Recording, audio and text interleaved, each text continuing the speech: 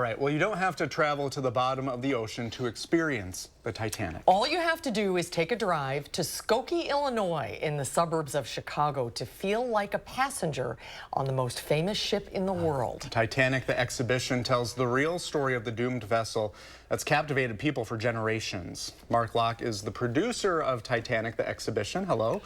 And you made the dive all the way to the bottom to see this? Yes. Of the ocean? Yes, it was one of the great, you can imagine, adventures of my life, something I'll never forget. The folks that recover the artifacts from the ocean floor thought it'd be a big part of my learning curve, if you will, to understand the story of Titanic. So I got inside of one of those small submersibles, like the three of us, two other people sitting tighter than this together for 12 hours as you make the 2 hour and 15-minute journey to the ocean floor.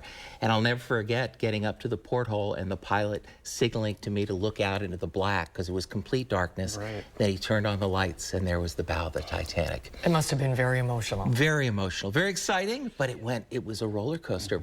I remember going right by Captain Smith's cabin, and the exterior wall is no longer there. It's fallen away, but you look inside and there's his bathtub and his brass bed. He had retired from the bridge just moments before Titanic scraped along the iceberg.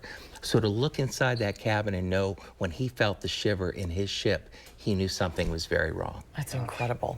Well, tell us about the exhibition. If you go to see it, you get a boarding pass when you walk in, and that you actually assume the name of a real passenger that was on the ship. Yes. Is that right? Everybody gets a boarding pass, and you don't know. It's kind of a random thing. If you're a guy, you get a man's boarding pass. A girl, you get a lady's boarding pass. And I think people initially take it as a souvenir, thinking, oh, with a bit of levity, oh, look, mom's in first class and dad's in third class. But as you make your way through the exhibition, I think there's a real connection to that passenger.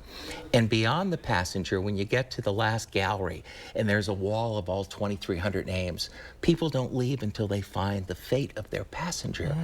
But I also think they connect with their friends and their family and how fragile life can be. Because this, of course, was the greatest ship of all time, practically unsinkable, and then for so many, of course, it was a great tragedy.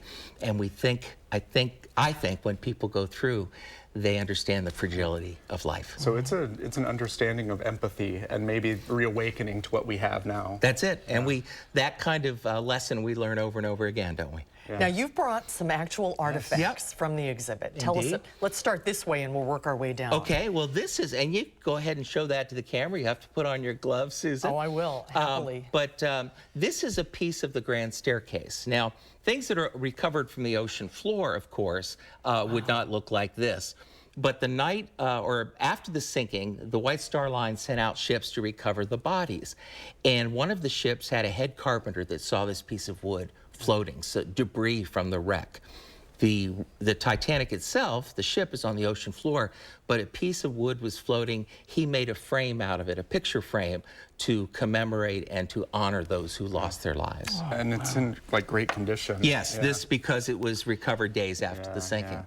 Yeah. And then what do we have here? Well, this is a postcard, and this gentleman here, his name is Leonard Taylor, and Leonard Taylor was a 19-year-old crew member, and he was so excited about being aboard the Titanic. He was going to be an attendant in the Turkish bath. First-class passengers had a swimming pool, a Turkish bath, a gymnasium.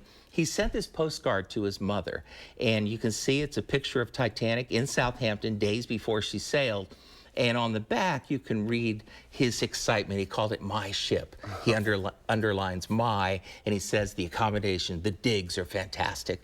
Well, excited. His body was never recovered, but he was lost in the sinking. Incredible. Yeah. And you have a teacup? Finally, a teacup. Aboard the Titanic, there were 3 classes and 3 kinds of china. First class, second class, third class. This, though, is the best of the best. This is the cobalt blue and gold spode china, really reserved for the promenade deck, the private promenade deck, so you'd have your morning tea or a late night snack with this kind of china. And you know, really quickly, the Titanic is obviously such a big pop culture figure. We have the movie and all this stuff. But do you feel like when people come to this exhibit, you know, they may become thinking about the movie, but they leave knowing history? I think that's it exactly. Yeah. You've said it, Brady. You know, people come around the corner. It's a very theatrical presentation. We have 350 artifacts, but we also have room recreations, the grand staircase, a first-class cabin, third-class cabin, the boiler room. You'll walk out onto the promenade deck, and look out at the stars. And many times, you know, people come around the corner and they'll look at the grand staircase and you'll hear them say, it looks just like the one in the movie. Well, of course, it looks like the real one. But I think you're absolutely right. It's a connection to Hollywood to a degree, but then that real story really connects with people. Let's remind everyone, Titanic, the exhibition, it's located at 4963. That's the Old Orchard Shopping Center in Skokie. Very easy to find. For tickets, go to titanicexhibition.com. And Mark, it'll be there till July 7th, is July that right? 7th, yep. Okay. And just go online to that website that you mentioned, and you can pick the time you want to come. There won't be a line because we know you're coming at that particular time. Awesome. Thank you so much for sharing all of this and your experience. Oh, my pleasure. Thank you. Great to see you, Mark. Thanks so much.